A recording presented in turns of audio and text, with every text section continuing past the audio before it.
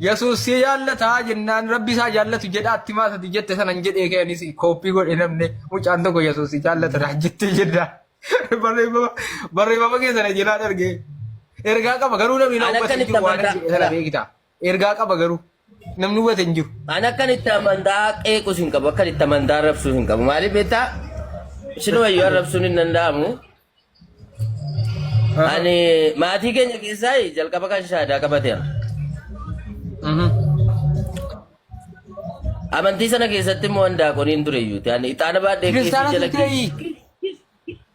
kis godhaatan ixaana ibidda ixaana baadhee tan taabota jala deemaa ture. Kiristaana turte sanbatta maarii daaqoniin ture habibi. Maali daaqoniin? Daaqonii jechuun sadarkaa akka amma fakkeenyaaf sanbatta maariin akka darasaa quraana qaraatuuti.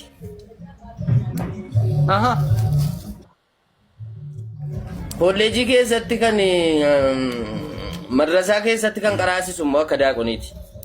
Gulantaan isaa jechuudha. Okay, barsiisaa cimaa wayiiti. Barsiisaa cimaadha. Qeesii biran geenye gulantaa qeesiitii gadi jechuudha.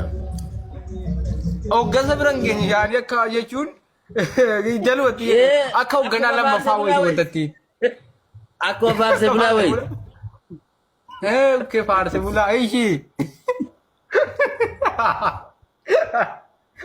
Nah, achi boodaan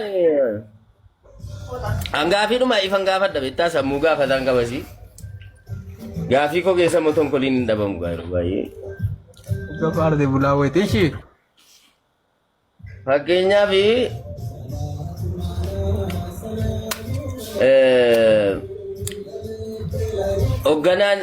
hoogganaan biyya kan bulchu namni biyya bulchu tokko sadarkaa barnoota waaqayyoon biratti kan ergamoota baay'eetu turan